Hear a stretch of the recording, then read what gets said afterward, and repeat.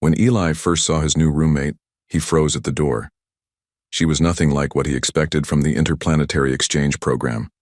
Her name was Lyra, an alien from the planet Aurelius 4, one of the newest allied worlds connected to Earth through the Galactic Embassy.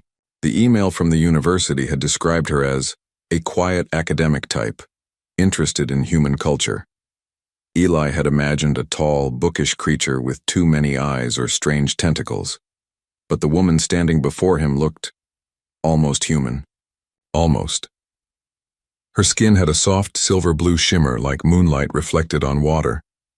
Her eyes were large and luminous, glowing faintly violet when she blinked. Her hair was long and metallic, strands moving slightly even without wind. She wore a plain white coat and a gentle smile. "You are Eli of Earth?" she asked, her voice musical yet calm. Yeah," he said awkwardly. "You must be Lyra." She nodded politely and stepped inside the apartment. The faint scent of her presence filled the air, something like rain after a storm mixed with sweet flowers. It wasn't unpleasant, just strange. Eli helped her carry her few belongings inside: a small black case, a folded silver cloth, and a device that hummed quietly like it was breathing. She looked around the place with childlike curiosity, touching walls and lamps as if trying to understand them. "This is your dwelling?" she asked, eyes wide. "Yeah, it's not much, but it's home," Eli replied, smiling nervously. Her gaze softened. "It feels warm."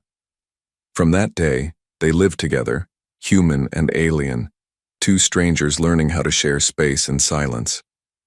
At first, everything went smoothly. Lyra was quiet, neat, and respectful.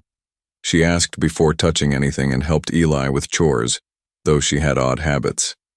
She drank only a thick blue liquid she called Aryl, and every morning she stood by the window facing the rising sun, humming in a low rhythm that made the walls vibrate faintly.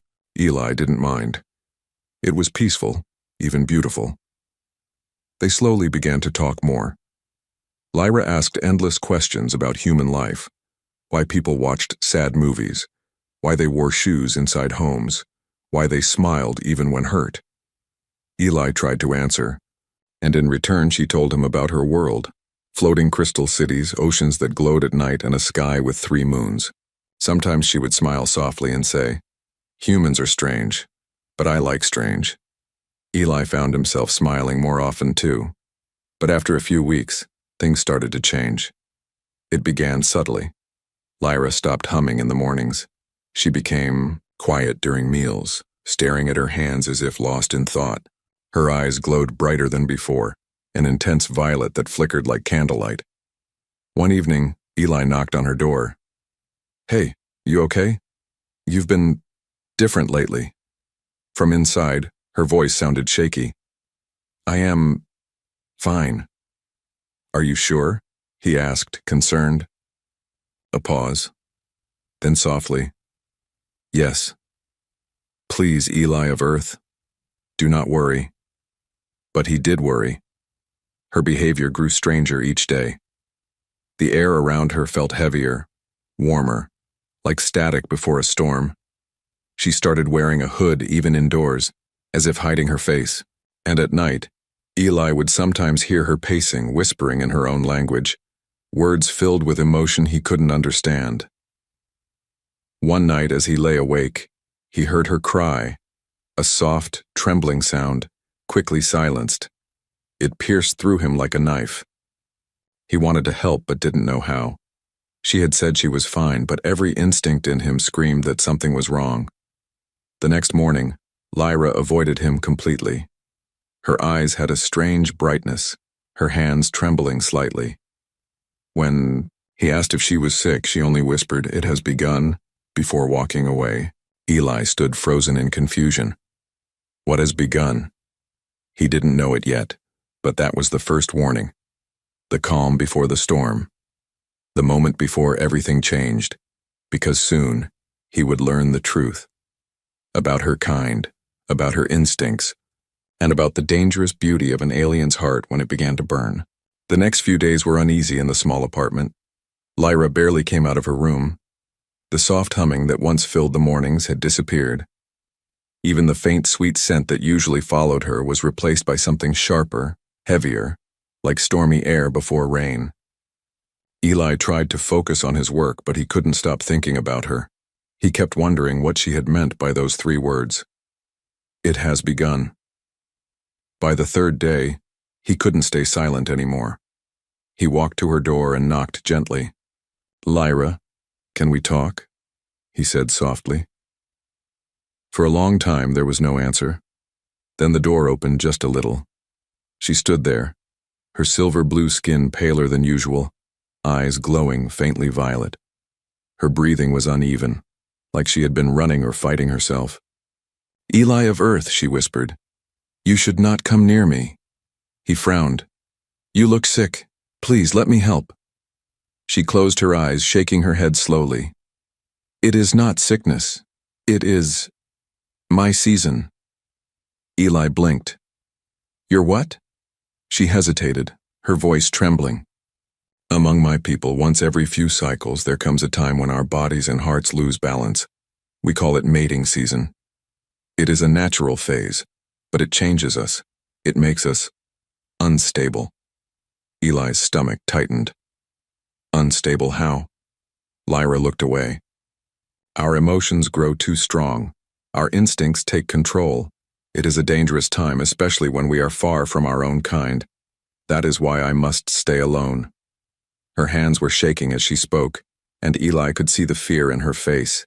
Not fear of him, but for him. He tried to lighten the moment with a small smile. "Hey, I've had roommates before, I've seen worse moods." But she didn't smile back. "You do not understand. This is not mood. It is something deeper. My kind can hurt those who come too close during this phase, even if we do not wish to." Her voice broke on the last word, and something inside Eli softened. She looked so fragile, so afraid of herself. "Then what are you going to do?" he asked gently. "I will stay in my room until it passes," she said. "It usually lasts 10 days. I will endure." He nodded slowly, though worry still clouded his eyes. "Okay, if that's what you need. But if you need anything, food, water, anything, just tell me." She hesitated, then gave a small nod. "Thank you, Eli of Earth." She closed the door softly, leaving him standing in the dim hallway, heart uneasy. That night, Eli lay awake, listening to the faint sounds from her room. He heard footsteps, whispers in her alien language, sometimes a low hum that shook the walls. He couldn't sleep. Every sound pulled at his chest like a thread. He didn't know why, but he felt drawn to her. Not in a strange or romantic way, but in a way that made him want to protect her.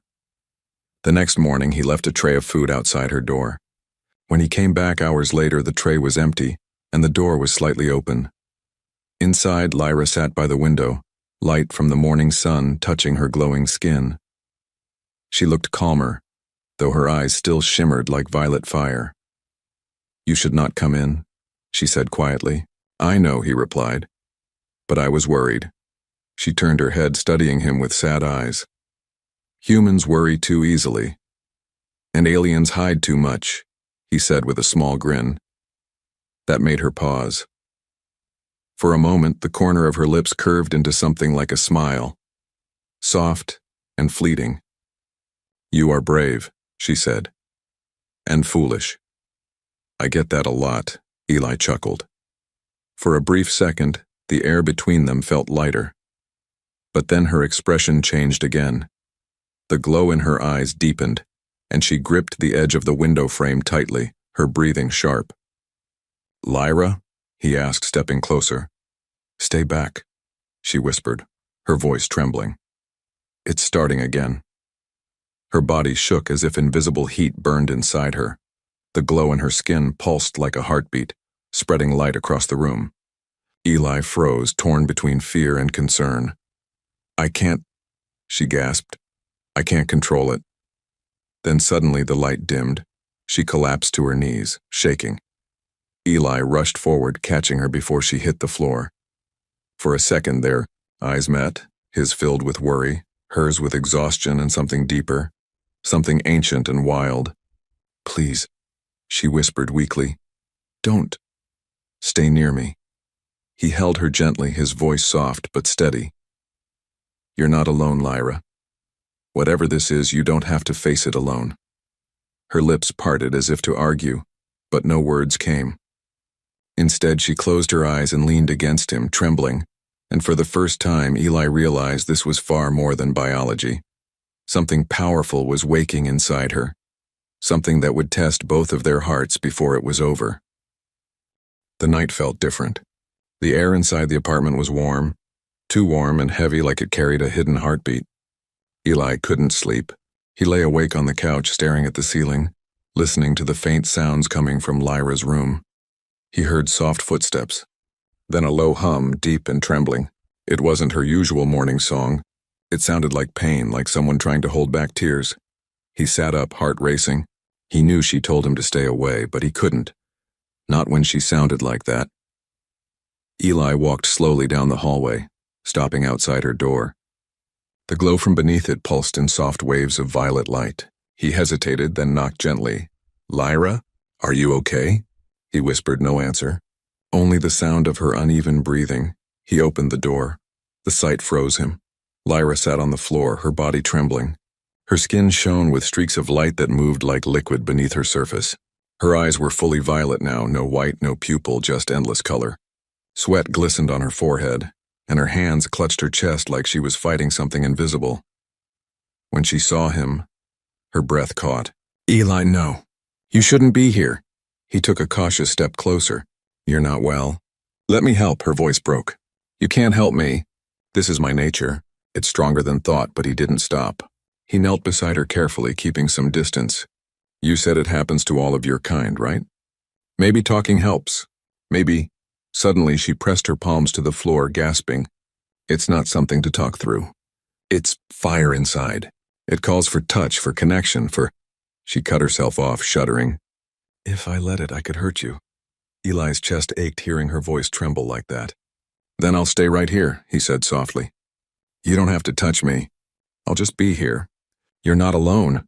Her glowing eyes lifted toward him. For a moment, she just stared, confused, fragile, afraid. Then slowly she nodded. He sat quietly beside her, cross-legged on the floor. The only sound was her breathing and the faint hum in the air. Minutes passed. Sometimes she would shake, whispering in her alien language, her words carrying sadness and heat. Sometimes she'd curl tighter into herself, whispering his name like it hurt to say it. Eli stayed silent. He didn't try to talk her out of it, didn't run away. He just stayed calm and steady, like a small island in the middle of her storm. "At one point," she whispered, "it hurts so much, Eli of Earth, it feels like my heart is burning. And the only thing that cools it is your voice." He swallowed hard. "Then I'll keep talking." So he did. He told her about his childhood, about fishing with his father, about how he used to sit on rooftops to watch falling stars. He talked about silly things, movies, music, how terrible he was at cooking. Anything to keep her mind away from the pain. And strangely, it worked. Her breathing slowed. The glow around her softened. When he looked at her, he saw tears on her cheeks shining like silver drops. She wiped them quickly, whispering, "Humans are strange. You face things you cannot fix, yet you stay." He smiled gently. "Maybe that's what makes us human." For a long moment, she stared at him, eyes softening. Then very quietly, she said, "It's what makes you beautiful." Eli felt something tighten in his chest, but he said nothing. The night grew quieter. The violet glow dimmed to faint blue. Lyra's breathing became even. Exhausted, she leaned her head lightly against the wall. Her voice was a whisper. "It's easing. The storm sleeps for now." He nodded. "Then rest." She looked at him again, her eyes gentle now, almost human. "You should rest too, Eli of Earth." "I will," he said. "After you do." Lyra smiled faintly, her glowing eyes closing slowly. Within minutes, she was asleep, her face peaceful for the first time in days. Eli stayed where he was, watching her breathe, afraid to move and disturb the calm. In that silence, something inside him changed. He didn't fully understand it, but he knew this night had left a mark on both of them. She had called her season dangerous, uncontrollable. But tonight, she had let him see the person behind it, vulnerable, strong, and heartbreakingly alive. As dawn's first light touched the window, Eli finally whispered, "You're safe now, Lyra." Then he leaned against the wall beside her, eyes closing, exhaustion finally winning over. Two souls from different worlds slept side by side in the soft morning glow, unaware that this was only the beginning of something deeper, something that would test the boundaries between heart, species, and fate itself. The morning light crept through the thin curtains, painting the walls with gold.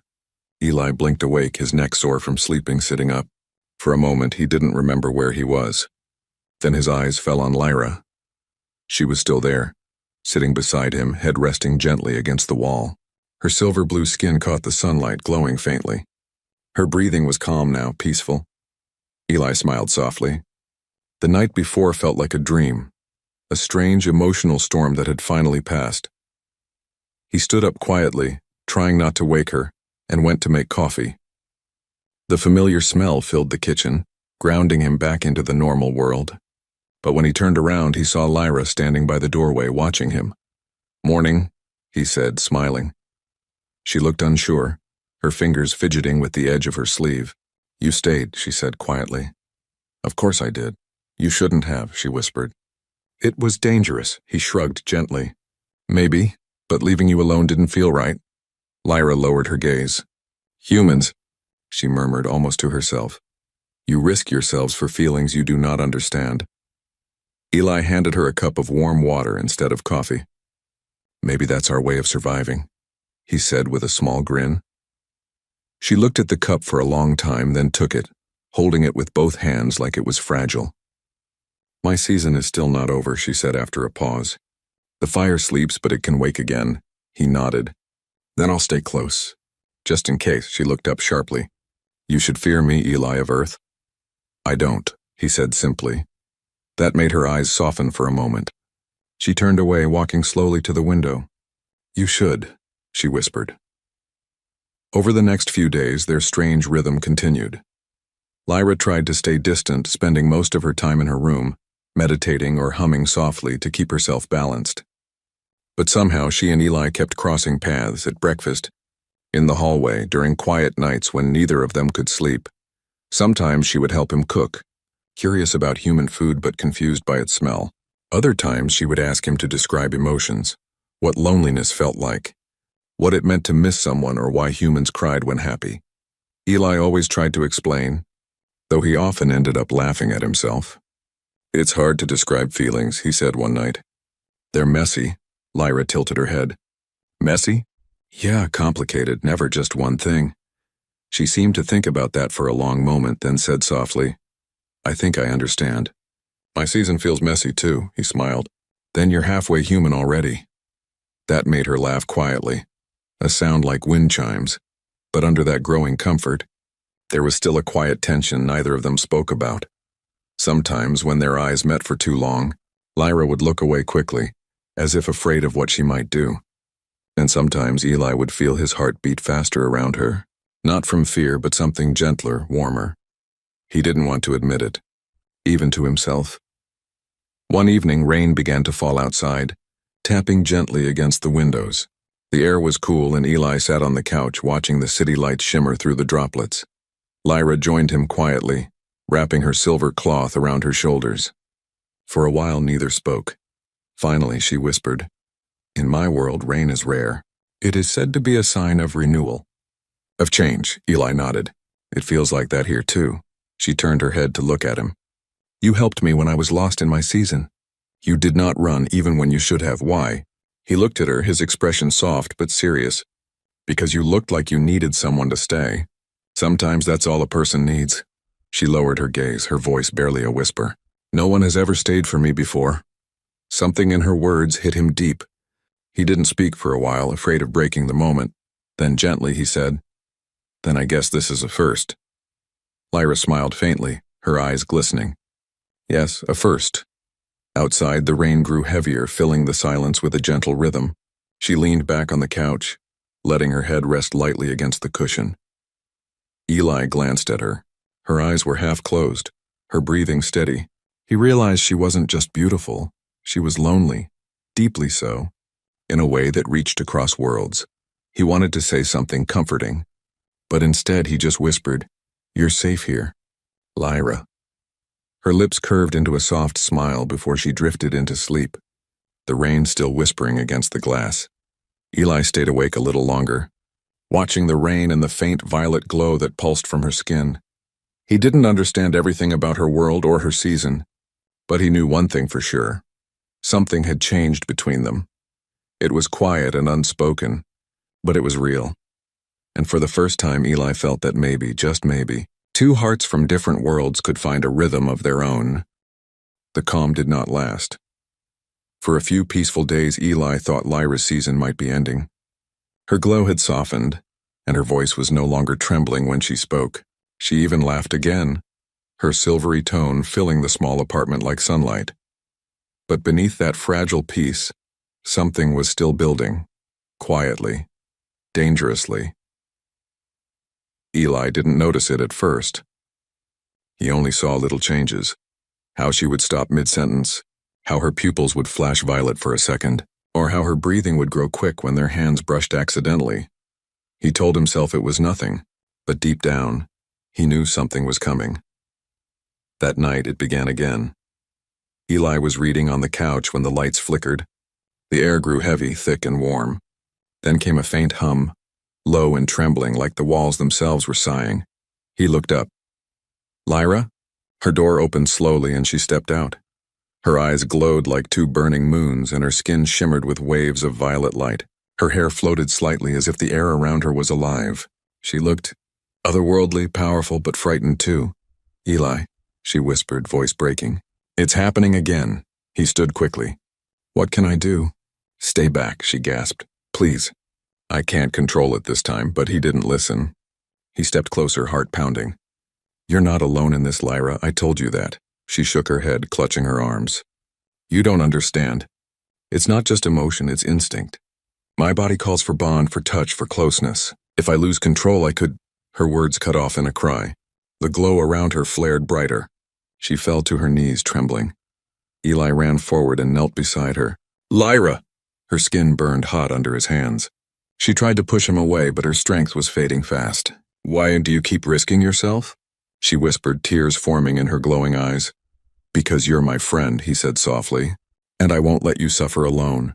Her eyes widened at the word friend. It was as if something deep inside her recognized it, fought against the wildness. She reached up slowly, her hand shaking as it touched his chest. "Your heartbeat," she murmured. "It's calm, steady, it quiets the fire." Eli swallowed hard, trying not to show fear. "Then focus on it. Breathe with me." He placed his hand over hers, guiding her to match his breathing, slow, deep, steady.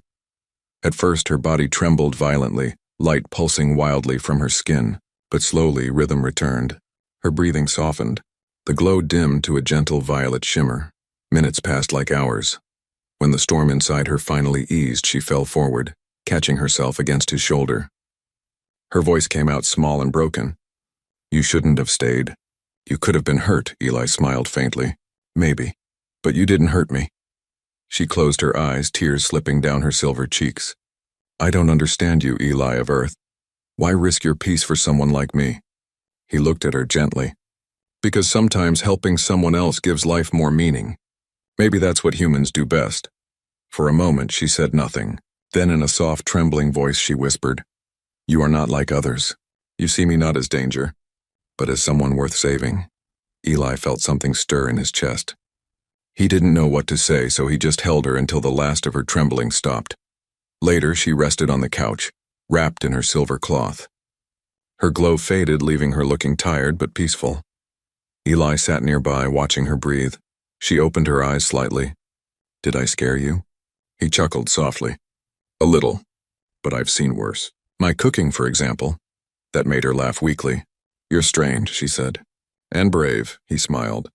"And you're stronger than you think." She looked at him for a long moment. "You calmed me," she whispered. "No Aurelian has ever been steadied by a human before."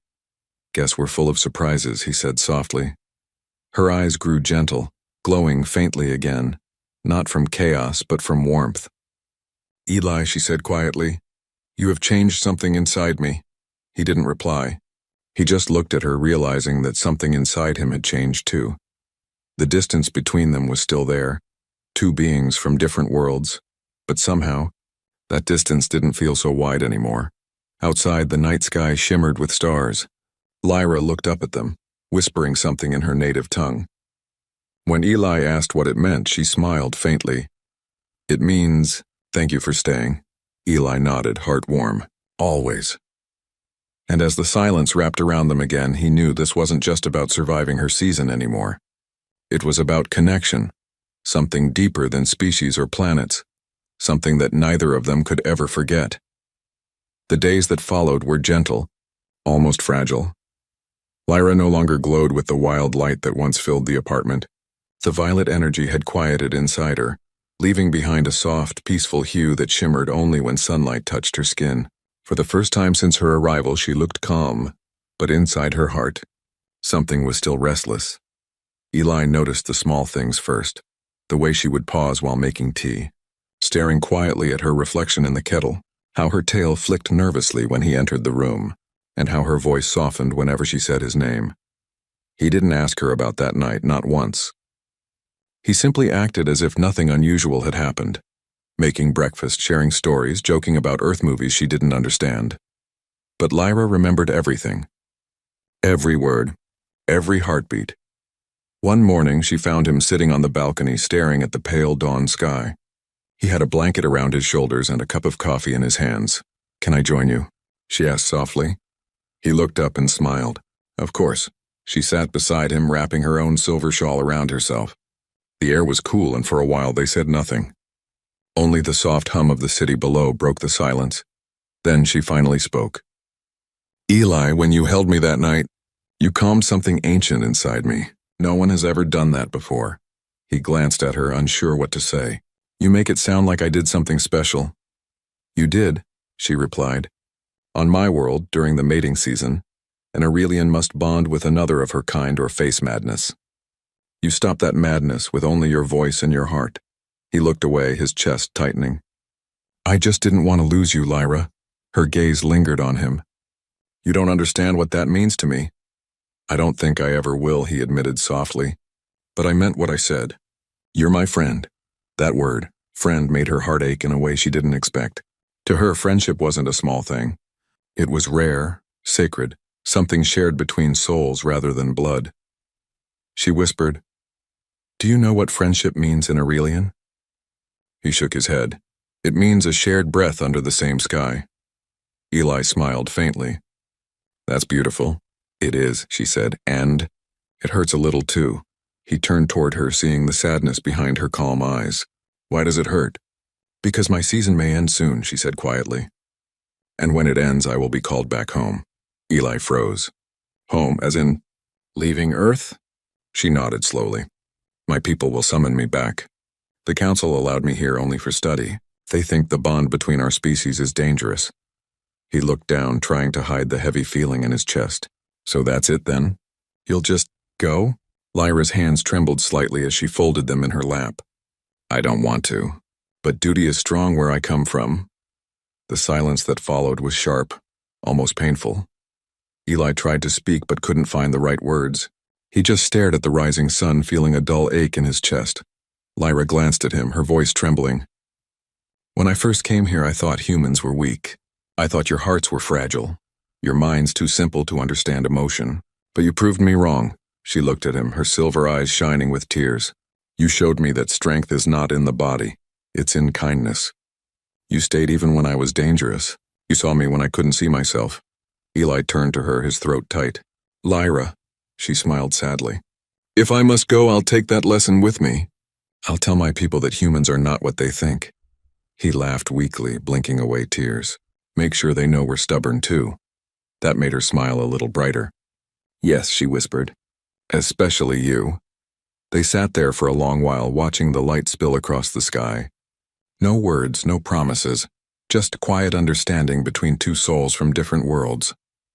When she finally stood, she said softly, "I don't know when the call will come, but when it does, I hope you'll forgive me for leaving." Eli looked up at her, his voice steady but filled with emotion. "You don't need forgiveness, just don't forget me." Her lips trembled. Never. And as she turned toward the morning sun, the light caught her hair, turning it into a halo of silver and violet. Eli watched her, realizing something he couldn't admit out loud. He didn't just care for her as a friend anymore. Something deeper had grown between them, something that defied the stars themselves. But for now, he stayed silent, holding the moment close. Because sometimes, love was not about words. It was about being there. The message came 3 days later. Lyra was in the kitchen when her communicator began to glow with a deep blue light. She froze, staring at it, her hand trembling. Eli looked up from the couch and saw her expression change. Soft sadness mixed with fear. He already knew what it meant. "The council," she whispered. "They're calling me home." The silence that followed felt like a storm without sound. Eli wanted to say something, anything, but the words refused to come. Lyra turned off the stove and stood quietly for a long time. Finally she spoke, her voice almost breaking. "They said a transport will come tomorrow at dawn." "Tomorrow?" Eli repeated, stunned. "That soon?" She nodded. "Aurelian vessels don't wait. When they call, we go." Eli leaned back on the couch, staring at the floor. "So, this is really goodbye?" She looked at him with pain in her silver eyes. "I wish it wasn't." That night, neither of them slept. Lyra packed her few things, a silver cloak, a book he had given her, and a small stone from the garden she loved. Eli helped her quietly, folding clothes and pretending not to notice the tears she wiped away when she thought he wasn't looking. "Keep this," she said suddenly, handing him a thin silver bracelet with a glowing gem. He frowned. "What is it?" "It's an Aurelian bond charm," she explained softly. "It links 2 hearts through distance. When you touch it, it glows if I'm still alive, if I still remember you."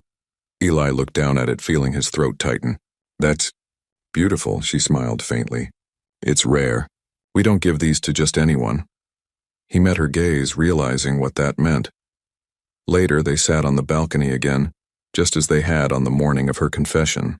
The city below was quiet, and the stars above shone brighter than usual, as if the sky itself wanted to listen. Lyra rested her head against the railing, her voice low. "When I came to Earth, I didn't believe in connection. I thought bonds were weakness. I thought emotion was noise." Eli smiled sadly.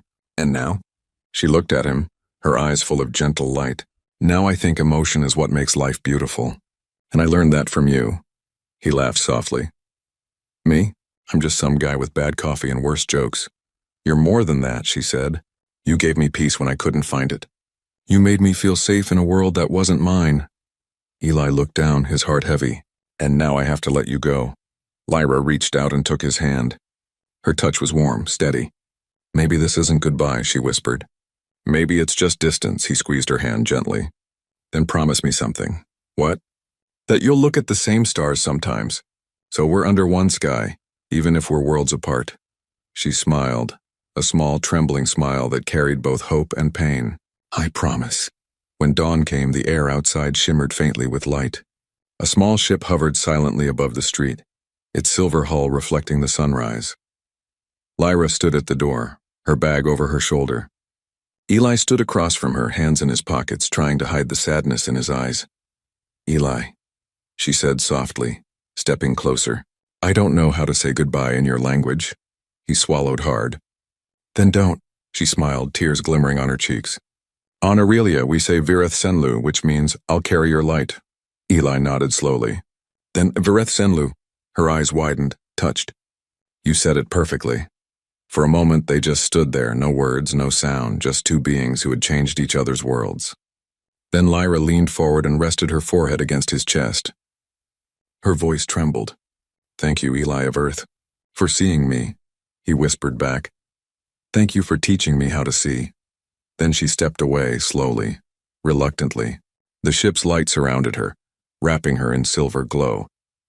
Eli stood frozen as she looked back one last time, her eyes full of everything she couldn't say. And then she was gone. The apartment felt emptier than before. The plants she had touched still glowed faintly. Her laughter still echoed in the corners, but she wasn't there. Eli sat on the couch, staring at the silver bracelet on his wrist. He pressed the gem gently. It shimmered once, soft, violet, alive. He smiled, tears filling his eyes. "Guess you're still out there," he whispered. Outside the window, a single star shone brighter than all the rest, pulsing with faint violet light, and in that moment, Eli knew. Some bonds don't break. They only stretch across the stars. He leaned back, looking at the sky with a small, peaceful smile. "Under one sky," he murmured. "Always."